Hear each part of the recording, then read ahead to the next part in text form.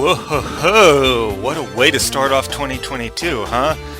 I didn't get much toward the end of 2021. In fact, all I showed off at the end of the year was like a Sailor Moon SH figure arts, a loose Marvel Legends, some movies, and a Game Gear game. That's it. But ooh, look at this. My first ever Masterpiece Transformers, and another one that's, well, not a masterpiece, but it's in the same scale. Some big boys, my first ever Storm collectibles, an older DC Direct, and a couple Sonic figures. One is not that easy to come by. I mean, wow. I went nuts this month. It all started, I go to Walmart, see if they have a certain kind of cargo pants, but I just take a quick gander at the toy aisle and I see this Amy Rose. I thought to have one that was in the scale that I wanted, the height that I wanted. I have to go back all the way to 1999, the Resaurus one, if I wanted one with the Pico hammer. But this Amy had it, and was pretty much the height I was looking for. Let's look at the articulation, okay? She's got knees that bend, ankle swivel with the boots, no elbow articulation, but pretty good rotation for shoulder, wrists, and got some head movement. Yeah, this looks really good. This is a great Amy Rose figure, and she's got the hammer and everything. She's ready to bring the friggin' hammer down. And after I got hold of Amy, I figured it's time to get some other ones. I need to get Shadow. And this wasn't the one I want. The eBay auction I got an offer for, it was actually for a different one.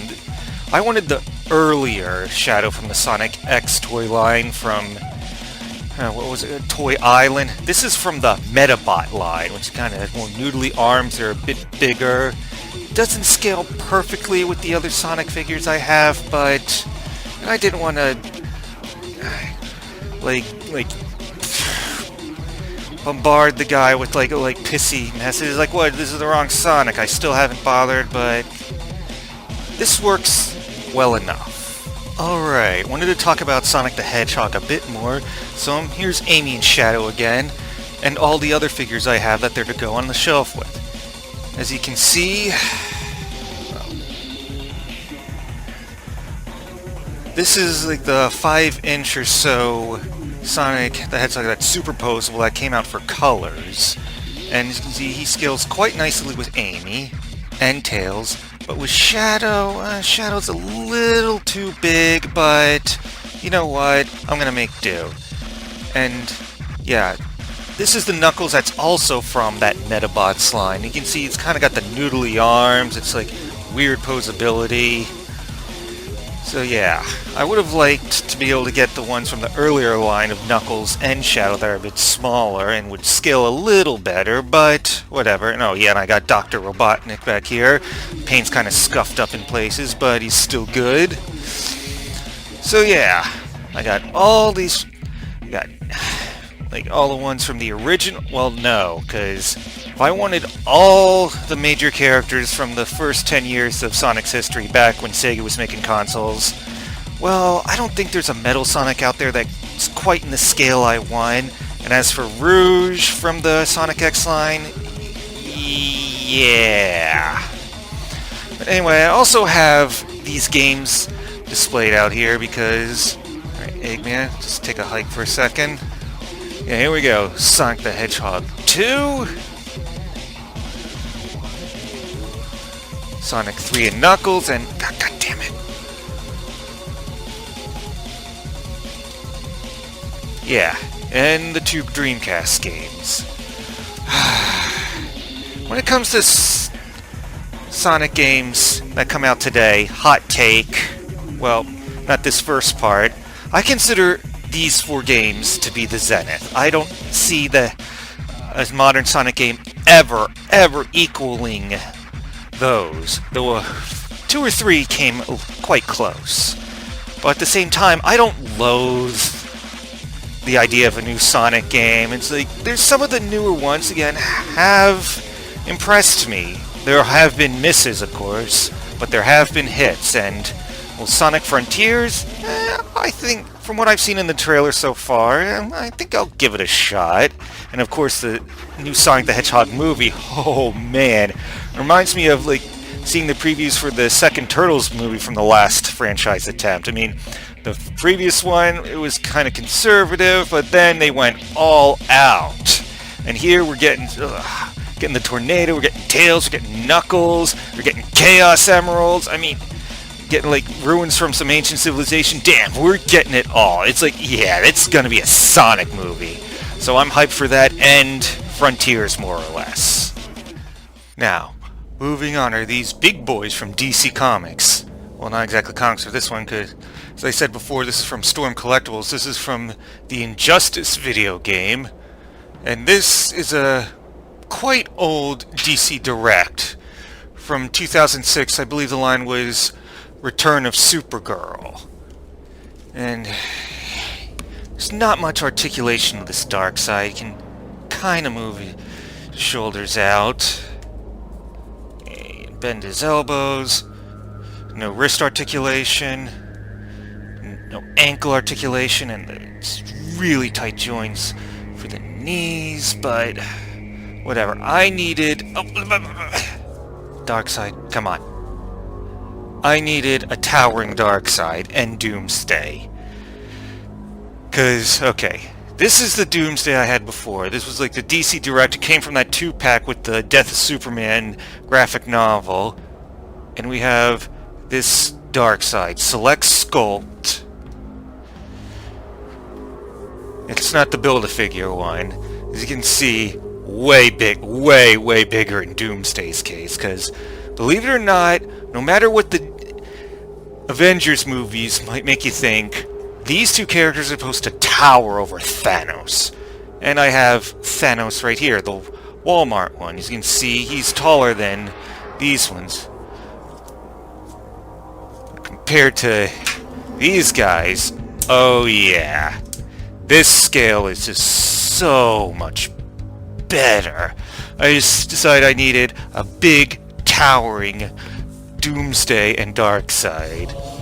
Fortunately, all the other Doomsday options that were approached the size I want, I just didn't like how they looked, or they were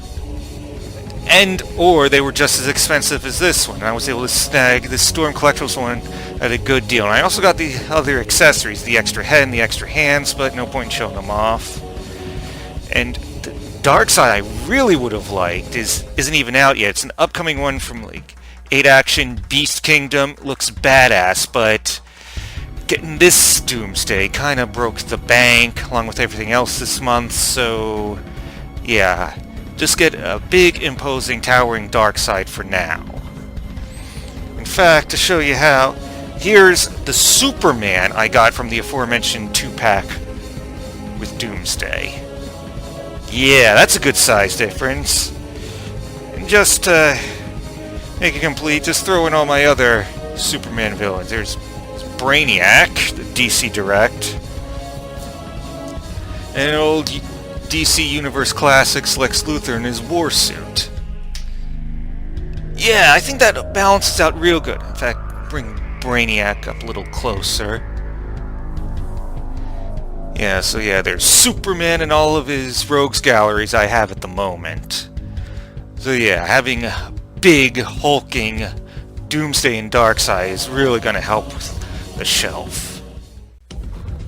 Okay, to wrap things up, time for Starscream and Soundwave. Show them off with the other two Transformers that are big and towering enough to display on the shelf. Here's Megatron from the Combiner Wars. Turns into that big old tank. Got him around this time last year. Already shown him off, but don't think I've ever shown this off, or if I have, it hasn't been in a long time. Still the only Optimus Prime I want to display on the shelf. The good old 2009 Revenge of the Fallen Leader Class Optimus. Back when he came out, it was pretty much the best Optimus toy there was, and hot take, this is actually my favorite design for old Prime. So to go with them, go with the same scale, we got Starscream and Soundwave here. This is the Toys R Us exclusive Masterpiece one, and I know the newer one, the MP52, is more cartoon accurate, but I wasn't going for complete cartoon accuracy. If you can see, if this is the Optimus and this is the Megatron I put on my shelf. It's got some bells and whistles details like these right here and the pecs. But still, definitely, you look at them and you definitely know it's Starscream, as opposed to the movie where you look at him and you can only guess he's Starscream because he's got the cockpit in the chest and kind of resembles a plane, and I haven't really bothered to transform him yet, and he didn't come with the missile packs he put on the back here, but when I saw him at one of the toy stores around here, I knew it was time to add more Transformers on the shelves, because I was kind of looking into making space for more, and I knew this was the Starscream I wanted. There's also one that's also around the same height, leader class, from the same lines that Megatron, the Combiner Wars, but I didn't want that one because I really hated the faux parts for that. The cockpit and the back of the wings at display just looked really ugly and nasty, so this was definitely the one. As soon as I saw him, I had to pick him up. And then the next day I brought stuff to trade in to get Soundwave here. Now Soundwave is definitely too big. If you bring Megatron up there, he's about equal to Megatron, which he really shouldn't be. In fact, come on, Optimus, really? Bring Megatron over so you can see what I'm talking about. Yeah. But after doing some research, I found out the Masterpiece Soundwave isn't much shorter, so there was no point. And again, I'm not made of money. Getting the Masterpiece Starscream kind of broke the bank, so I had to cut a little corners getting Soundwave representation on the shelf. Now, I haven't bothered to transform him yet, but he does come with Laserbeak, so that was a big plus. I mean, scale that I wanted. You look at him, you definitely Soundwave, and he comes with Laserbeak. I had to pick him up. So now I got Optimus and the Decepticon Power Trio on my shelf. But honestly, when it comes to Soundwave, I'd really like a leader class thing where he turns into like an armored vehicle, kind of like in some fan concept art before Transformers 2 came out, and like he does, I think, in the Robots in Disguise continuation of Transformers Prime, turns into an armored vehicle at some point, loaded with communications and spy equipment. I really love that. I mean, I much prefer Megatron as an M1 Abrams tank than to what was a Walther P-38. Yeah, of course, Soundwave, it's kind of outdated having him turn into a tape deck or a boombox, so an armored vehicle loaded with communication equipment would just fit him, but oh well. It's Megatron, Starscream, and Soundwave up on the shelf now. Of course, now I've got 3 Decepticons and 1 Autobot. I'm going to have to think about getting more Autobots. Should I get Masterpiece RC? Should I get one of the Bumblebee movie Bumblebees? Because I really love the VW bug design in that one. Or should I go for that big third-party IDW Grimlock? Get some big towering Transformers on the shelf, some more of them. I don't know, we'll see.